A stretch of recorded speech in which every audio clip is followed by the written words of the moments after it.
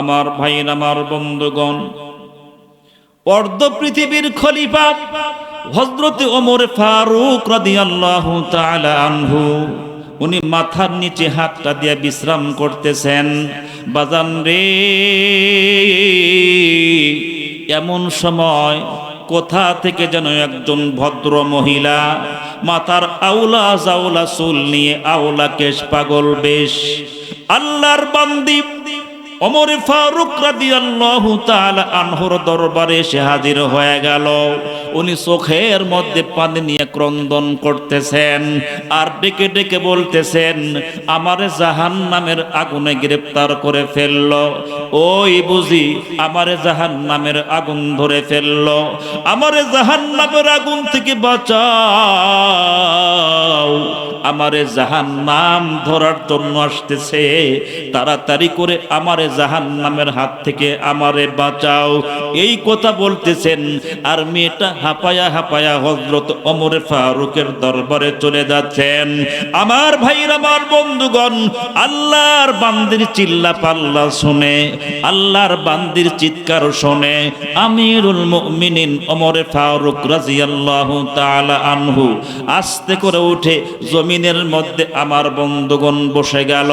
জমিনের মধ্যে বসার পর অর্ধ পৃথিবীর খলিফা সামনের দিকে যখন বাদান তাকাইছেন, তাকানোর সাথে সাথে মধ্য বয়সের একজন মহিলা, আওলা কেশ, পাগল বেশ, আরে সর্বাঙ্গ আমার বন্ধুগণ কাপড় দ্বারা আবৃত করা, আল্লাহর বান্দি ওমর ফারুক রাদিয়াল্লাহু তাআলা আনহুর দরবারে যখন চলে আসছি, ভাই গো,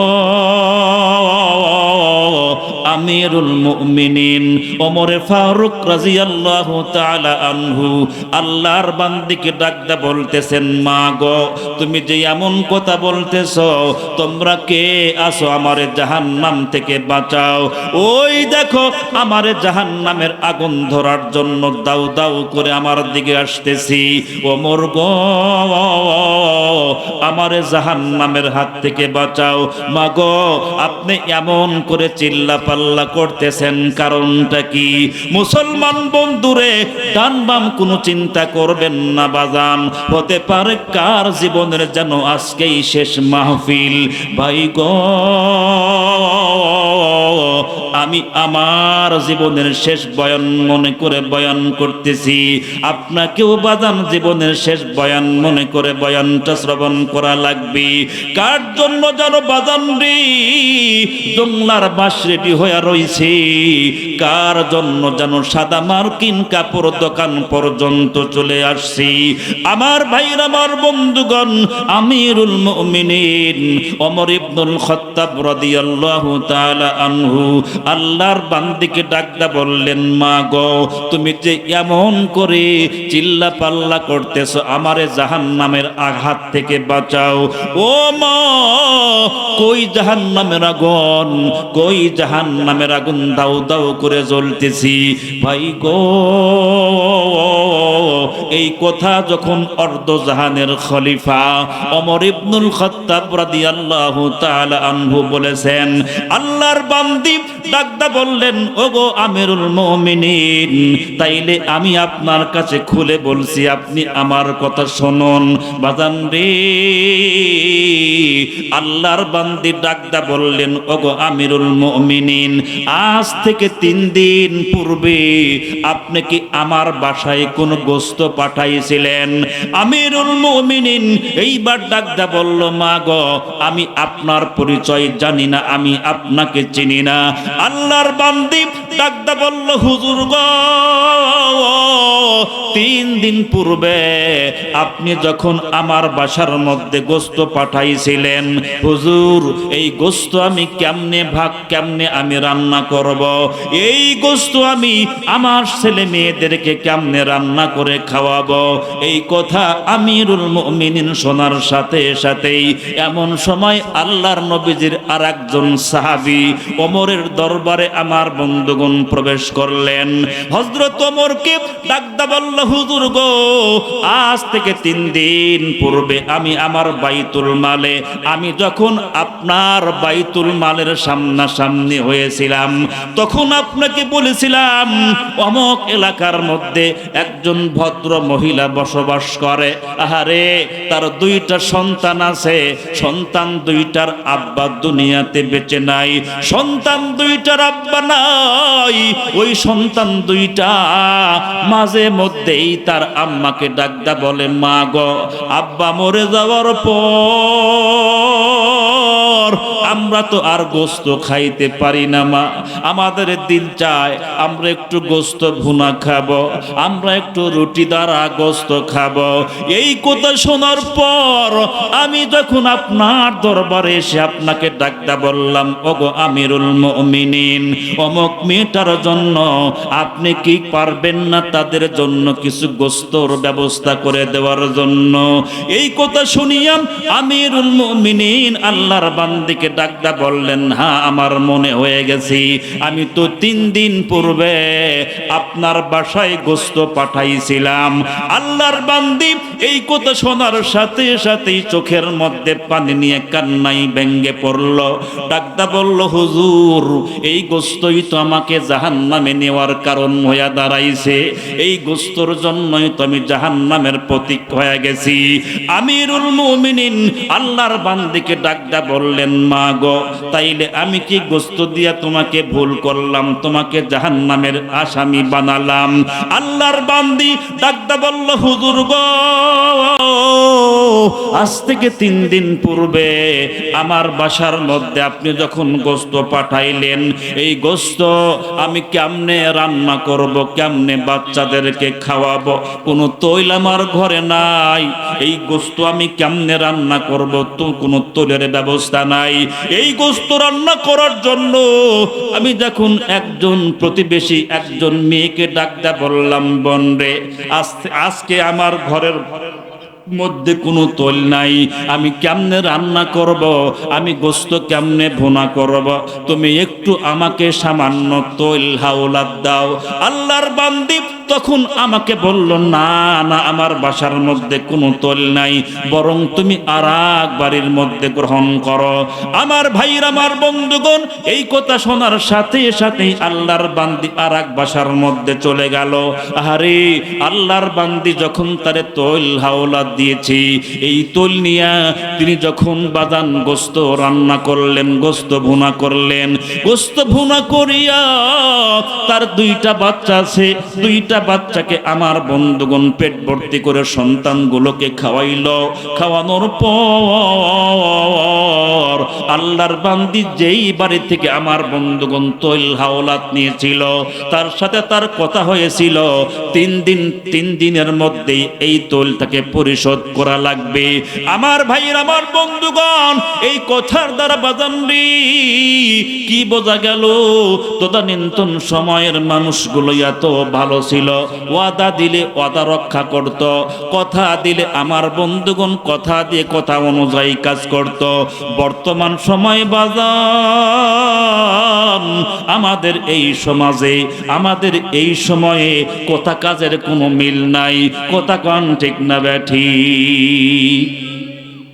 আল্লাহর বান্দি যখন কথা দিয়েছিলেন, তোমাকে 3 দিনের মধ্যে আমি তৈল পরিশোধ করব, হুজুর গো,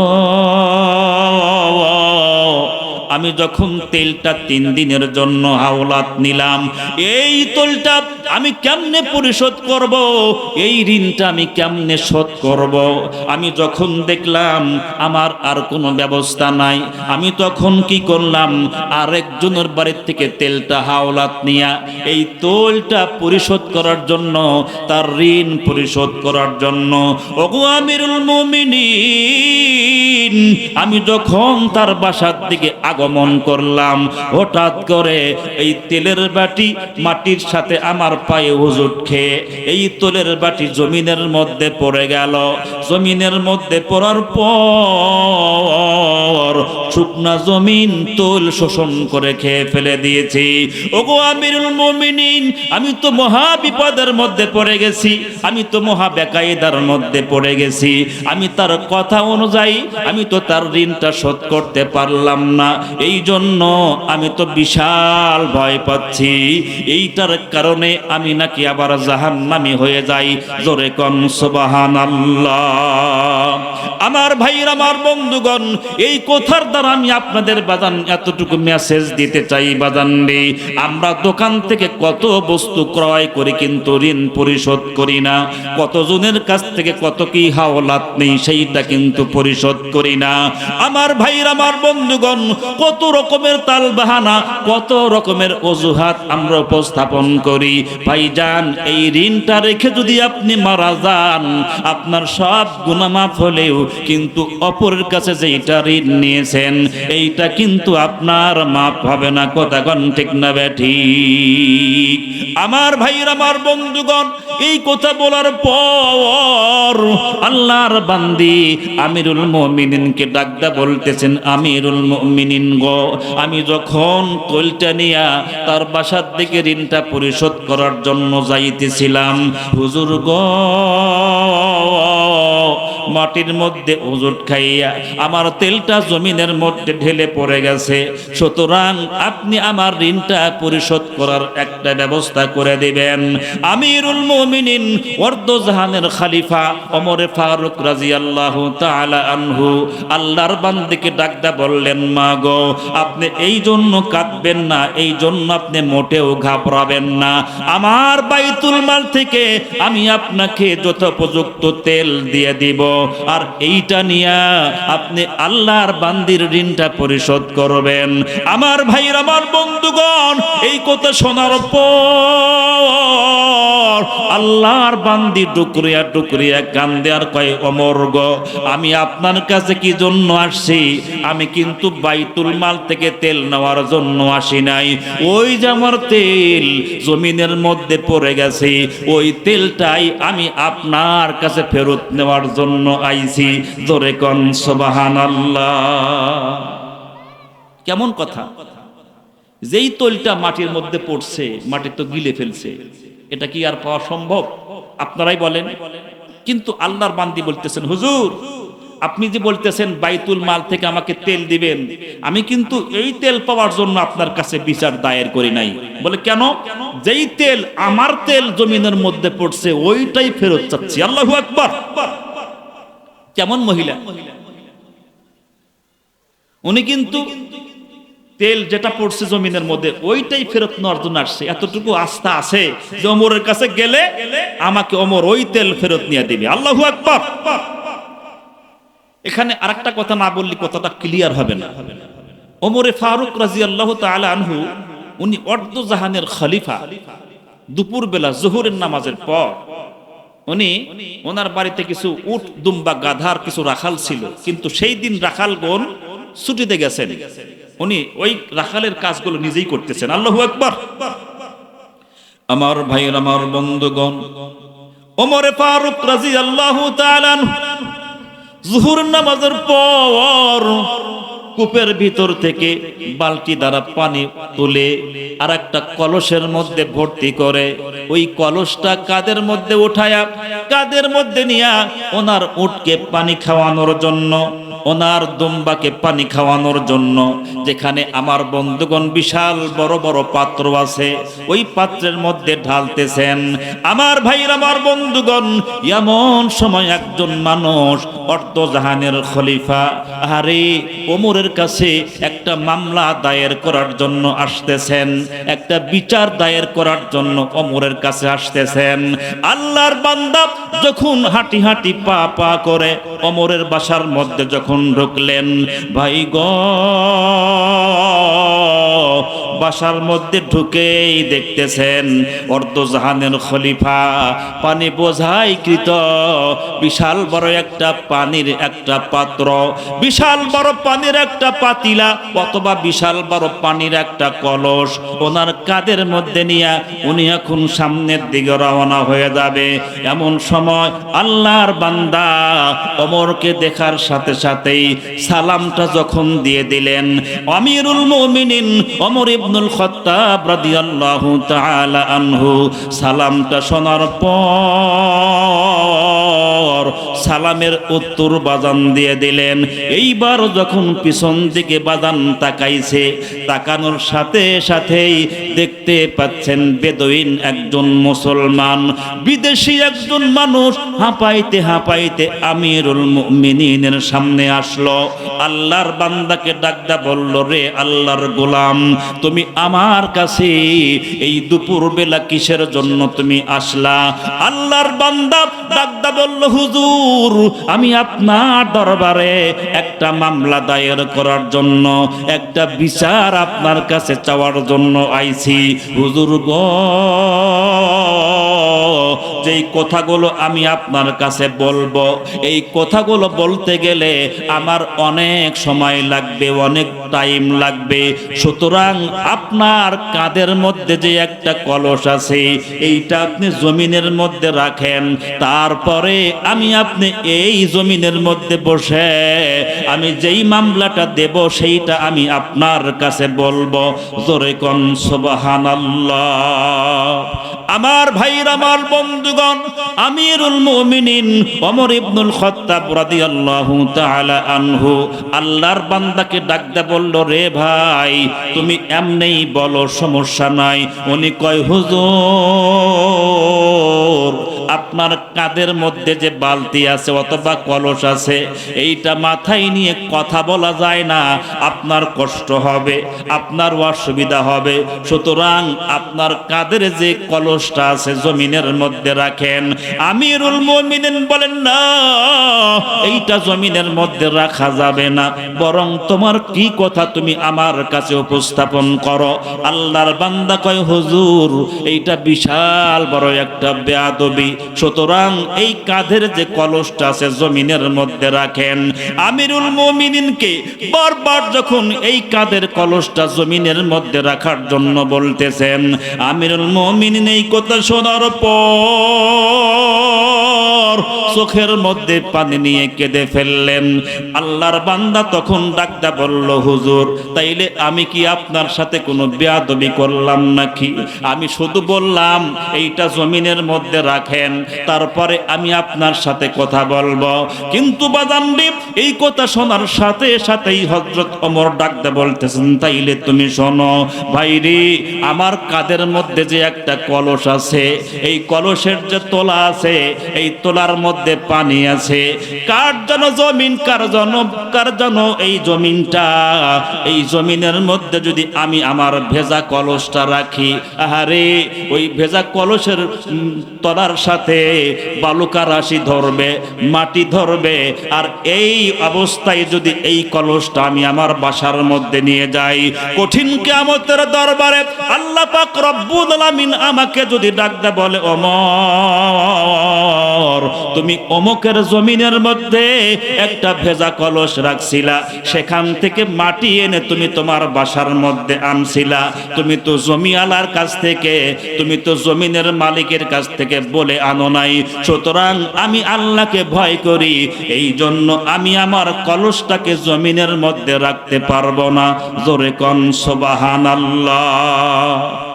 আমার ভাইরা, আমার বন্ধুগণ, আল্লাহ পাক রব্বুল আলামিন কোরআনুল কারীমের মধ্যে বলে, জমি থেকে মাটি আমার বন্ধুগণ কেটে বাসার মধ্যে নিয়ে যাই, কোনদিন মালিকের কাছ থেকে অনুমতি প্রার্থনা করি না। আমার ভাইরা, আমার বন্ধুগণ, এই কথা যখন আমিরুল মুমিনিন লোকটাকে যখন জানায়া দিল, আল্লাহর বান্দা তখন ডাকতে বলল, হুজুর গো, আমি আর আপনার কাছে মামলা দায়ের করব না, আমি আমার বিচারটা পেয়ে গেছি। জোরে কোন সুবহানাল্লাহ। এতক্ষণ বলছিল যে হুজুর, আমি আপনার কাছে মামলা দেওয়ার জন্য আসছি, আর এই কথাগুলো শোনার সাথে সাথেই উনি বলতেছেন, আমি আর আপনার কাছে মামলা দায়ের করব না, আমি আমার বিচার পেয়ে গেছি, আমি এখন চললাম। সুবহানাল্লাহ। আমার ভাইরা, আমার বন্ধুগণ, হযরত ওমর আল্লাহর বান্দাকে ডাকদা বলল, ভাই রে, তুমি তো আমার কাছে মামলা দায়ের করার জন্য আসছিলা, তুমি মামলা না কইরা শুধু আমার কথা শুনেই তুমি চলে যাচ্ছ। আল্লাহর বান্দাকে যখন জিজ্ঞাসা করা হলো, তাইলে তোমার বিচারটা কি ছিল, তোমার মামলাটা কি ছিল, আমার কাছে বলো। আমার ভাইরা, আমার বন্ধুগণ, বর্তমান সমাজের কথা বাদান এই হাদিসটা কেমন করে মিলে গেল দেখুন। আল্লাহর বান্দা এইবার হযরত ওমরকে ডাকতে বলতেছেন, হে ওমর, আমার এক ভাই প্রতিবেশীর সাথে বারবার তার সঙ্গে আমার ঝগড়া হয়, বারবার তার সাথে আমার বিবাদ হয়। হুজুর গো, আমি যখন সীমানা যখন ঠিক করি, সে বলে না তোমার মধ্যে আমার জায়গা 2 বিঘত আছে, অতএব 2 হাত তোমার মধ্যে আমার জায়গা আছে। ওই লোকটা বারংবার আমার সীমানার মধ্যে আসে, আমি বলি এইটা আমার সীমানা, আর সে বলে এইটা আমার সীমানা। এই সীমানা ঠিক করা নিয়া তার সাথে আমার বহুবার মামলা হামলা হয়েছে। আমার ভাইরা, আমার বন্ধুগণ, আমিরুল মুমিনিন যখন বলেছেন, আমার এই ভেজা কলসটা আমি এখানে রাখতে পারবো না, জানি না কার জমিন, এইখান থেকে যদি ভেজা কলসের সাথে আমি যদি মাটি নিয়ে আমার বাসায় যাই, কিয়ামতের ময়দানে আল্লাহ রাব্বুল আলামিন আমাকে বলবে, ওমর রে, তুমি তোমার ভেজা কলসের মাধ্যমে অমকের জমি থেকে মাটি তোমার বাসায় আনছিলা। হুজুর, এই কথা শোনার সাথে সাথেই আমি আমার বিচারটা পেয়ে গেছি। আমি তো আল্লাহকে ভয় পাই, আমি আল্লাহ রাব্বুল আলামিনকে সিরিয়াসলি ভয় করি। হুজুর, আমার জায়গা সে যদি বেশি খায় তাতে আমার কোনো সমস্যা নাই, আমি তার জায়গা বেশি ভোগ করতে চাই না, তার কারণ কিয়ামতের দিন আল্লাহর আদালতে হিসাব দেওয়া লাগবে। জোরে কোন সুবহানাল্লাহ। আমার ভাইরা, আমার বন্ধুগণ, এই জন্য আল্লাহ পাক রব্বুল আলামিন আমাকে আপনাকে বললেন, হে ঈমানদারগণ, তুমি যেহেতু ঈমানদার, তুমি যেহেতু মুমিন, আমি আল্লাহ রব্বুল আলামিন তোমাকে বলে দিলাম, আল্লাহকে ভয় করো। ভাই গো, আল্লাহর ভয় যদি কোনো ব্যক্তির কলিজার মধ্যে আসে, কোশ্চিন কালেও এমন ব্যক্তি দুর্নীতি করতে পারে না। কথা কোন ঠিক না ব্যাঠি? আপনাদের কষ্ট হচ্ছে, সমস্যা হচ্ছে? আমার ভাইয়ের, আমার বন্ধুগণ, অর্ধজাহানের খলিফা আমিরুল মুমিনিন আল্লাহর বান্দাকে ডাকতে বললেন, মা, আমার বাইতুল মালে তেল আছে, আমি তোমাকে তেল দিচ্ছি, তুমি নিয়ে সেই ঋণটা পরিশোধ করো। বাজান রে, আল্লাহর বান্দি তখন ডাকতে বললেন, ওগো আমিরুল মুমিনিন, আমি তোমার কাছ থেকে বাইতুল মালের তেল গ্রহণ করার জন্য আসি নাই, আমার যেই তেল জমিনের মধ্যে পড়ে গেছে ওই তেলটা তোমার কাছ থেকে ফেরত নেওয়ার জন্য আইছি। জোরে কোন সুবহানাল্লাহ। আমার ভাইরা, আমার বন্ধুগণ, এই কথা শোনার সাথে সাথেই আমিরুল মুমিনিন আল্লাহর বান্দিকে ডাকতে বললেন, মা, তাইলে তুমি একটু এখানে অপেক্ষা করো। এই কথা বলার পর হযরত ওমর বাসার মধ্যে চলে গেলেন। একজন, আমার বন্ধুগণ, বিশাল বড় একটা নাঙ্গা তলোয়ার ছিল, ধারালো একটা তলোয়ার ছিল।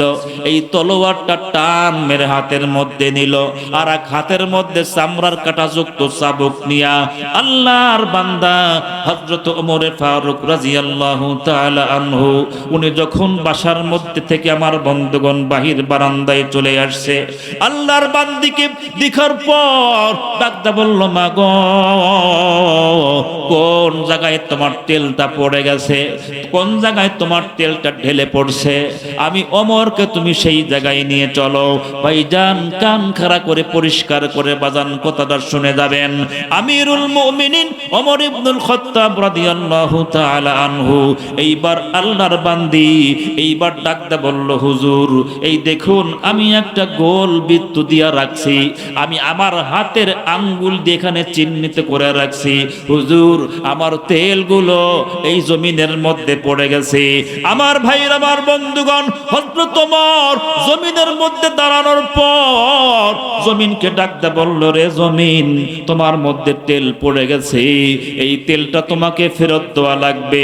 আমি ওমর তোমাকে বলছি, জোরে কোন সুবহানাল্লাহ। লা ইলাহা লা ইলাহা ইল্লাল্লাহ, লা ইলাহা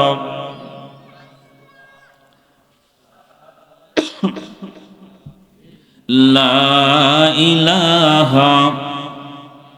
মাশাআল্লাহ, থামেন। আপনার কষ্ট হচ্ছে, ঘুমাচ্ছেন? তাহলে এই কালেমার সাথে কারো কোনো দুশ্মনী আছে? কেমন যেন ঝিমিয়ে পড়ছেন, মনে হয় বলতেই চাচ্ছেন না। কি শীত লেগে? শীত লেগে আপনারা কি ঠান্ডা হয়ে গেছেন? একটু জোরে জোরে কালেমা পড়ি, লা ইলাহা, আরো জোরে লা ইলাহা লা ইলাহা।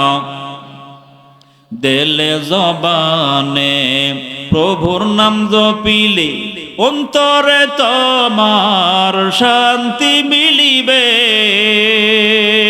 ইহকালে শান্তি পরকালে মুক্তি দিবেন যিনি তিনি আল্লাহ তাআলা। লা ইলাহা ইল্লাল্লাহ, লা ইলাহা, আর জোরে লা ইলাহা লা ইলাহা। মাশাআল্লাহ, থামেন। আপনাদের এই বাজারের নাম কি?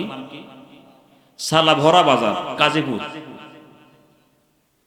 আচ্ছা, আমি আসাতে আপনারা কে কে রাগ করছেন? হাত তুলে তো দেখি। কেউ রাগ করেন নাই? খারাপ লাগতেছে আপনাদের? আমার ভাই, আমার বন্ধুগণ, আপনাদের পেয়ে আমার খুব ভালো লাগতেছে। আমি যদিও আপনাদের এই এলাকাতে এই মজলিসে এরকম ভাবে বসি নাই, তবে এই বাজার দিয়ে আমি বহুবার গেছি, মাহফিলে গেছি আপনাদের এই এলাকাতে। যে একজনের নাম আছে আব্দুস সাত্তার মাস্টার, ওনার মসজিদ আমি কয়েকবার গেছি। তো যাই হোক, আপনাদেরকে পেয়ে এই এলাকার মানুষগুলো খুবই ভালো, নম্র, ভদ্র এবং সভ্য। সকলার প্রতি আমার অন্তর থেকে দোয়া রইল, আল্লাহ যেন আপনাদেরকে কামিয়াবি দান করেন, আল্লাহুম্মা আমিন। আমার ভাই, আমার বন্ধুগণ, এটা মাদ্রাসার মাহফিল, দ্বীনি প্রতিষ্ঠানের মাহফিল, ঠিক না ব্যাঠিক? এই মাদ্রাসা যে এখানে হয়েছে, এই মাদ্রাসার দ্বারা এলাকার মধ্যে উপকার কি হবে? এই মাদ্রাসার মধ্যে রাত্র দিন 24 ঘন্টা কোরআনুল কারীম তেলাওয়াত করা হয়। যেখানে কোরআনুল কারীম তেলাওয়াত করা হয়, আল্লাহ পাক সেখানে সেই এলাকার মধ্যে সন্তানটাকে আপনি কোরআনুল কারীম শিক্ষা দেন, হাদিস শিক্ষা দেন, তারপরে আপনার সন্তানকে ডাক্তার, মাস্টার, ইঞ্জিনিয়ার, ব্যারিস্টার যাই কিছু বানান না কেন, অন্তত পক্ষে আপনার এই কোরআন শিক্ষা দেওয়া সন্তান নাস্তিক হবে না। কথা কোন ঠিক না ঠিক? ভাইরা, আমার বন্ধুগণ, এই জন্য আমি আপনাদেরকে বলবো, এই মাদ্রাসাকে সহযোগিতা করে মাদ্রাসাকে কেমন ভাবে সচল রাখা যায়, সামনে আগায় নেওয়া যায়, এই ব্যাপারে আমাদের সকলকেই সহযোগিতা করতে হবে। কথা কোন ঠিক না ঠিক? একটা কথা জেনে রাখবেন যে 10-এর লাঠি 1-এর বোঝা। সবাই মিলে যদি চেষ্টা করেন, সহযোগিতা করেন, তাহলে মাদ্রাসা সামনে আগায় নেওয়া সম্ভব, ঠিক না ঠিক? অনেক এলাকায় দেখা যায় যে মাদ্রাসা করছে, কিছু কিছু লোক দুশ্মনী করে, শত্রুতা করে, মাদ্রাসাকে বন্ধ করার জন্য পায়তারা করে, ঠিক না ঠিক? আজ থেকে 1500 বছর পূর্বে আবু জাহেল কোরআনুল কারীম যেন আল্লাহর পয়গম্বর প্রচার করতে না পারে, প্রসার করতে না পারে, তার জন্য কিন্তু অনেক রকমের চিন্তা ভাবনা করেছিলেন, ঠিক না ঠিক? কিন্তু তিনি সফল হন নাই। এই জন্য আমি আপনাদেরকে বলবো, এই মাদ্রাসাকে সামনের দিকে একটু আগা নেওয়ার চেষ্টা করবেন। এমন একটা মিডল পয়েন্টে মাদ্রাসা, এই জায়গাটা এত সুন্দর, জানি না কোন ব্যক্তির এই জায়গা, আল্লাহ তাআলা ওই ব্যক্তিকে পরিপূর্ণ কামিয়াবি দান করেন। আল্লাহ পাক রব্বুল আলামিন এই মাদ্রাসাকে কবুল ও মঞ্জুর করেন, আল্লাহুম্মা আমিন। আমি আপনাদের মাঝে বলতে চাই, আমার ভাই, আমার বন্ধুগণ, আমি তারাশ থেকে এসেছি, আমার বাসা হলো দেশিগ্রাম ইউনিয়ন, ইসমাইল হোসেন সিরাজি। আমি আপনাদেরকে বলতে চাই, এই মাদ্রাসাকে সবাই আগায় নেওয়ার চেষ্টা করবেন তো? বলি ইনশাআল্লাহ। আমার ভাই, আমার বন্ধুগণ, হযরত ওমর ফারুক রাদিয়াল্লাহু তাআলা আনহু, তিনি এমন একজন আল্লাহর প্রেমিক ছিলেন, আল্লাহ পাকের ভয় তার কলিজার মধ্যে এমন ছিল, বাজান রে, হযরত ওমর যখন মদিনার শহরের মধ্যে ভূমিকম্প আসতেছে, মহামারী আসতেছে, একজন লোক এসে তার কর্ণকুহরে বলল, ওগো আমিরুল মুমিনিন, মদিনার প্রান্তে, মদিনার সহজে ভূমিকম্প আসতেছে। আল্লাহর পয়গম্বরের সাহাবী আমিরুল মুমিনিন ওমর ইবনুল খাত্তাব রাদিয়াল্লাহু তাআলা আনহু হাতের মধ্যে তলোয়ার নিয়ে আমার বন্ধুগণ দৌড়ানো শুরু করলো। যেখান থেকে ভূমিকম্প আসতেছে উনি সামনে গিয়া হাতের তলোয়ারখানা জমিনের মধ্যে প্রথিত করে দিয়া, জমিনের মধ্যে পুঁতে দিয়া জমিনকে ডাকদা বলল, রে ভূমিকম্প, এই জমিনের মধ্যে আমি যেখান পর্যন্ত হাতের তলোয়ার জমিনের মধ্যে পুঁতে ফেলেছি এরপরে কিন্তু ভূমিকম্প আসতে পারবা না। আল্লাহ পাক রব্বুল আলামিন ওমরের বরকতে আমার বন্ধুগণ ভূমিকম্প সেই তলোয়ার পর্যন্ত স্থগিত করে দিলেন, বন্ধ করে দিলেন। আজও পর্যন্ত ওমরের বরকতে মদিনা শহরে ভূমিকম্প হয় না। আদরে কোন সুবহানাল্লাহ। তামাম বিশ্বে, তামাম পৃথিবীতে আমার বন্ধুগণ ভূমিকম্প হয়, কিন্তু মক্কা মদিনার শহরে ভূমিকম্প হয় না। তার কারণ ওমরে ফারুক রাদিয়াল্লাহু তাআলা আনহু জমিনকে আমার বন্ধুগণ শাসাইয়া দিয়েছেন। আমার ভাইরা, আমার বাবাজিরা, কেমন করে আমার বন্ধুগণ জমিন থেকে তেলটা ফেরত পাইলো? আল্লাহর বান্দি কতটুকু তেল ফেরত পাইলো? কতটুকু তেল জমিনের মধ্যে পড়েছিল? বাজান রে, এই কথা আমি আপনাদের সামনে অবশ্যই বলবো। তার পূর্বে আমার ভাইরা, আমার বন্ধুগণ, আমি মাদ্রাসার খাতিরে, মাদ্রাসার জন্য আমি আমার হাতটা পেতে দিয়া আল্লাহর রাস্তায় আপনাদের কাছে বাদান একটু সহযোগিতা চাচ্ছি।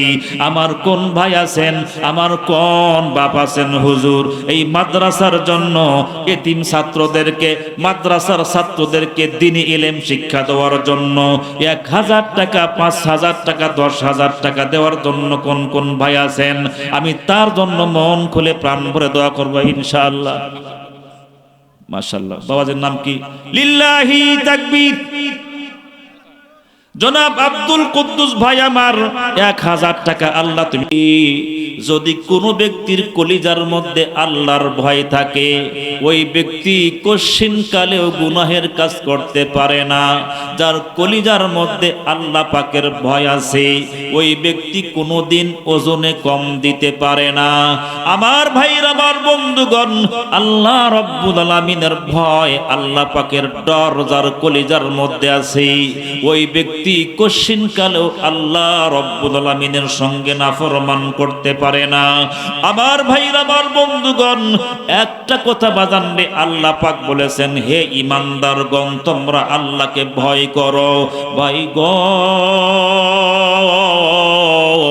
আল্লাহর ভয় যদি কোনো ব্যক্তির কলিজার মধ্যে থাকে, ওই ব্যক্তি কোনোদিন নামাজ কাজা করতে পারে না। আল্লাহ পাকের ভয় যার কলিজার মধ্যে আছে, ওই ব্যক্তি কশিনকালেও সুদ খাইতে পারে না, ঘুষ খাইতে পারে না। আল্লাহ পাকের ভয় যার কলিজার মধ্যে থাকবে, ওই ব্যক্তি রাতের অন্ধকারে কোনোদিন দুর্নীতি করবে না, 2 নম্বর কাজে অংশগ্রহণ করবে না। আল্লাহ পাক রব্বুল আলামিন এই জন্য তামাম পৃথিবীর ভিতরে ঈমান নামক সম্পদ যারা অর্জন করেছেন, ঈমান নামক দৌলত যারা অর্জন করেছেন, ভাই গো, আমার আল্লাহ রব্বুল আলামিন তাদেরকেই টার্গেট করে বলতেছেন, হে ঈমানদারগণ, তোমরা আমার কাছে অত্যন্ত দামি, তোমরা আমার কাছে অত্যন্ত মর্যাদা সম্পন্ন। এই জন্য আমি আল্লাহ রব্বুল আলামিন তোমাদেরকেই বললাম, তোমরা আল্লাহকে ভয় করো। জোরে কোন সুবহানাল্লাহ। আমার ভাইরা, আমার বন্ধুগণ, আল্লাহকে ভয় করার গুণ অর্জন করতে হবে। এই কথা কে বলেছেন? আমার ভাইরা, আমার বন্ধুগণ, শুধুমাত্র কেবলমাত্র আল্লাহর ভয় যদি আমার আপনার অন্তরের মধ্যে থাকে, বাজান রে, রাস্তা দিয়ে আমি আপনি যাচ্ছি, রাস্তার মধ্যে দেখতে পাচ্ছেন বিশাল বড় একটা ব্যাগ পড়ে আছে, যার মধ্যে হাজার হাজার টাকা পয়সা থাকতে পারে। আপনার কলিজার মধ্যে যদি আল্লাহ পাকের ভয় আসে, তাইলে ওইটা আপনি কোনোদিন কোশ্চিন কালেও হাত দ্বারা উঠাবেন না। আমার ভাইরা, আমার বন্ধুগণ, আমি আপনি যদি কোনো অফিসের মধ্যে অংশগ্রহণ করি, আমি আপনি যদি কোনো কার্যালয়ে আমার বন্ধুগণ প্রবেশ করি, আমি আপনি যদি তাকায়া দেখি এই অফিসটা সিসি ক্যামেরা দ্বারা নিয়ন্ত্রণ করা হচ্ছে, তখন কিন্তু এই ক্যামেরার ভয়ে, এই সিসি ক্যামেরার ভয়ে আমার আপনার হাত কিন্তু ডান বাম কোথাও যাবে না। তার কারণ বাজান রে, সামান্য সিসি ক্যামেরা দেখলে আমি আপনি সতর্কতা অবলম্বন করি। আমার আল্লাহ রব্বুল আলামিন বলেছেন, হে ঈমানদারগণ, তোমরা একমাত্র শুধুমাত্র আল্লাহর ভয় কলিজার মধ্যে অর্জন করো। আল্লাহর ভয় যখন তোমার কলিজার মধ্যে থাকবে, তোমার দ্বারা কোনোদিন কোশ্চিন কালেও গুনাহের কাজ করা সম্ভব হবে না। বাজান রে, আমার আল্লাহ রব্বুল আলামিন আমাকে আপনাকে পুরস্কৃত করতে চান। আল্লাহ পাক রব্বুল আলামিন আমাকে আপনাকে বাজান বিশাল অবঢৌকন দান করতে চান। যেহেতু আমি আপনি ঈমানদার, আমি আপনি মুমিন, আমার আপনার কিন্তু একটা দাম আছে, একটা মর্যাদা আছে। আল্লাহ পাক রব্বুল আলামিন তামাম পৃথিবীর সকল মানব মণ্ডলীকে আল্লাহ পাক বললেন না কেবলমাত্র শুধুমাত্র যারা ঈমান নামক সম্পদ যারা অর্জন করেছে। আমার ভাইরা, আমার বন্ধুগণ, ঈমান কোন জিনিস, ঈমান কত বড় একটা দামি বস্তু। ঈমান যার মধ্যে আছে, বিন্দু পরিমাণ ঈমান যার কলিজার মধ্যে আছে, আমার আল্লাহ রব্বুল আলামিন বিন্দু পরিমাণ ঈমান থাকার কারণে ওই ব্যক্তিকে এই দুনিয়ার 10 দুনিয়ার সমতুল্য একটা জান্নাত দান করবেন। জোরে কোন সুবহানাল্লাহ। আমার ভাইরা, আমার বন্ধুগণ, ঈমানদার মানেই আমার বন্ধুগণ দামি ব্যক্তি। ঈমানদার মানেই আল্লাহ পাকের কাছে মর্যাদাবান ব্যক্তিত্ব। বাজান রে, কান খাড়া করে বাদান কথাগুলো শোনা লাগবে। আমি আমার বাপ দাদার কথা, আমি আপনার পূর্বপুরুষদের কথা বলার জন্য এখানে আসি নাই ভাই গো। এইটা একটা এমন দামি মঞ্চ, এইটা এমন দামি একটা চেয়ার বাদান। এই চেয়ারের মধ্যে বসলে কোনো ব্যক্তি তার বাবার কথা, দাদার কথা বলতে পারে না। আমার ভাইয়ের, আমার বন্ধুগণ, কোরআনুল কারীম থেকে বাদান বয়ান করা হবে। ভাই গো,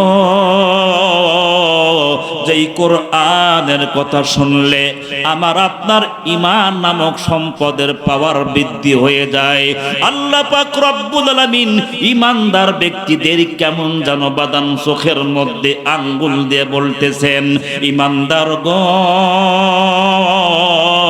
তোমরা আল্লাহকে ভয় করো, আল্লাহকে ভয় করার গুণ তোমরা অর্জন করো। আমার ভাইরা, আমার বন্ধুগণ, এই আয়াতের মধ্যে বাদান দ্বিতীয় নম্বর আল্লাহ পাক রব্বুল আলামিন আরেকটা কথা বলেছেন, ওয়াকুনু মা'আস সাদিকিন।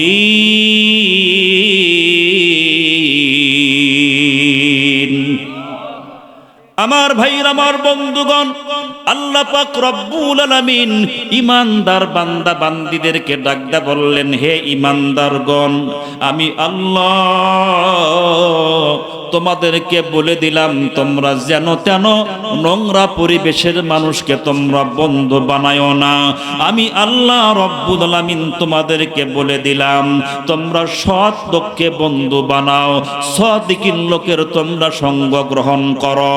আমার ভাইরা, আমার বন্ধুগণ, বাংলায় একটা কথা বলি বাজান, সৎসঙ্গ স্বর্গবাস, অসৎসঙ্গ সর্বনাশ। একজন ভালো মানুষের সাথে যদি একজন খারাপ মানুষ আমার বন্ধুগণ চলাফেরা করে, এক সময় চলতে চলতে সহবত গ্রহণ করেছে ভালো মানুষের। আমার ভাইরা, আমার বন্ধুগণ, খারাপ মানুষটাও এক সময় আল্লাহওয়ালা নামাজিওয়ালা ব্যক্তি হয়ে যায়। জোরে কোন সুবহানাল্লাহ। আমার ভাইরা, আমার বন্ধুগণ, আল্লাহ পাক রব্বুল আলামিন ডাকতে বললেন, ঈমানদারগণ, আমি আল্লাহ রব্বুল আলামিন তোমাদেরকে বলে দিলাম, তোমরা এমন লোককে বন্ধু বানাও, তোমরা এমন লোকের সহবত গ্রহণ করো যার চেহারার দিকে তাকাইলে আল্লাহর কথা মনে পড়ে, যার চেহারার দিকে তাকাইলে তোমার নেক আমল করার স্বাদ জাগ্রত হয়। এমন ব্যক্তির সঙ্গে সঙ্গ গ্রহণ করো, এমন ব্যক্তির সঙ্গে বন্ধুত্ব স্থাপন করো যার চেহারার দিকে তাকাইলে তোমার পরকালের কথা মনে পড়ে। বাজান রে, আমি আপনাদের মাঝে একটা প্রশ্ন করে জানতে চাই, কাদের চেহারার দিকে তাকাইলে আল্লাহর কথা মনে হয়? আমার ভাইরা, আমার বন্ধুগণ, নিঃসন্দেহে আলেম ওলামাদের চেহারার দিকে তাকাইলে আল্লাহর কথা মনে হয়। হক্কানি পীর মাশায়েখ বুজুর্গদের সহবতে গেলে আল্লাহর কথা মনে হয়। ভাই গো, আমার আল্লাহ রব্বুল আলামিন আমাদেরকে বলতেছেন, তোমরা আলেমদের সহবত গ্রহণ করো। আলেম ওলামার সহবত গ্রহণ করলে তোমরা আল্লাহওয়ালা হইয়া তোমরা মাটির কবরে যাইতে পারবে। জোরে কোন সুবহানাল্লাহ। আমার ভাইরা, আমার বন্ধুগণ, তাহলে দুইটা অপশন আল্লাহ পাক বয়ান করলেন। এক নম্বর, আল্লাহকে ভয় করো, আর দ্বিতীয় নম্বর, সৎ লোক যারা, সাদিকিন যারা, সত্যবাদী যারা, তাদের সহবত গ্রহণ করো। সুবহানাল্লাহ। তাহলে এক নম্বর অপশন, আল্লাহকে ভয় করো। আমার দিকে তাকান, যুগে যুগে যারা আল্লাহকে ভয় করেছেন, আল্লাহ পাকের ভয় যারা কলিজার মধ্যে অর্জন করেছেন, এই সমস্ত মানুষ দুনিয়া থেকে জান্নাতের সার্টিফিকেট নিয়ে তারা কবরে চলে গেছেন। সুবহানাল্লাহ। আমার দিকে তাকান, আমার ভাইরা, আমার বন্ধুগণ, অল্প সময় কথা হবে, তবে আমি চেষ্টা করব যে আয়াত তেলাওয়াত করেছি এই আয়াতটা আমার সামনে থাকবে ইনশাআল্লাহ। আপনারা সকলেই শুনেছেন আমিরুল মুমিনিন ওমর ইবনুল খাত্তাব রাদিয়াল্লাহু তাআলা আনহুর নাম। যেই পথ দিয়ে হযরত ওমর ফারুক যাইতেন, কমপক্ষে সেই পথে শয়তান 40 দিন যাইতো না। আল্লাহু আকবার। আল্লাহর পয়গম্বর বলেছেন, আমার পরে যদি আল্লাহ পাক নবুয়তের দপ্তর যদি চালু রাখতেন, আমার পরে হযরত ওমর, আল্লাহ পাক তাকেই নবুয়ত দান করতেন। সুবহানাল্লাহ। ওমরে ফারুক রাদিয়াল্লাহু তাআলা আনহু, প্রচন্ড গরম মরুভূমি এলাকা। আমার দিকে তাকান, আমাদের দেশে মাঝে মধ্যে তাপমাত্রা 40 পর্যন্ত যায়, 40-42 পর্যন্ত যখন যায়, তখন মানুষ কিন্তু মাঠে ময়দানে আর থাকতে পারে না, মানুষ বাধ্য হয় বাসার মধ্যে আসার জন্য, ঠিক কিনা? আমার ভাইরা, আমার বন্ধুগণ, সৌদি আরবে তাপমাত্রা বেশি, সেখানে বৃষ্টি কম, এই জন্য মরুভূমি এলাকা, আকাশ থেকে যখন রোদের তীব্রতা যখন জমিনের মধ্যে পড়ে, এই বালুকারাশি ময়দান আগুনের মতো গরম হয়ে যায়, ঠিক না ভাই? ঠিক। আরো গরম বাতাস যখন মানুষের কলিজার মধ্যে লাগে, মানুষের কলিজা শুকায়া কাঠের মতো হয়ে যায়। ওমরে ফারুক রাদিয়াল্লাহু তাআলা আনহু, উনি ওনার যে প্রাসাদ ছিল, রাজপ্রাসাদ যেটাকে বলা হয়, যেখানে বসে অর্ধ পৃথিবী তিনি শাসন করেছেন, এই রাজপ্রাসাদ ছিল হলো ওনার খেজুরের পাতার বেড়া। আল্লাহু আকবার। খেজুর পাতার ছাউনি, উনি ওই খেজুর পাতা নামক রাজপ্রাসাদের মধ্যে মাথার নিচে এইরকম করে ডান হাত অথবা বাম হাত দিয়ে উনি দুপুর বেলা জুহুরের নামাজের পরে একটু বিশ্রাম করতেছেন, একটু আরাম করতেছেন। গরম বাতাস যখন গায়ে লাগতেছে, ওনার শরীরটা দুর্বল হয়ে গেছে, ওনার চোখের